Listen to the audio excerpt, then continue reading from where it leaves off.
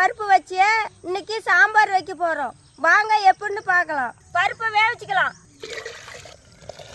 மஞ்சத்தூள், மிளகாய் தூள், பூண்டு, சீரகம், தக்காளி, கல்லுப்பு, பொங்கி வராமல் இருக்கிறதுக்கு மரச்செக்கு எண்ணெய் ஊற்றிக்கலாம்.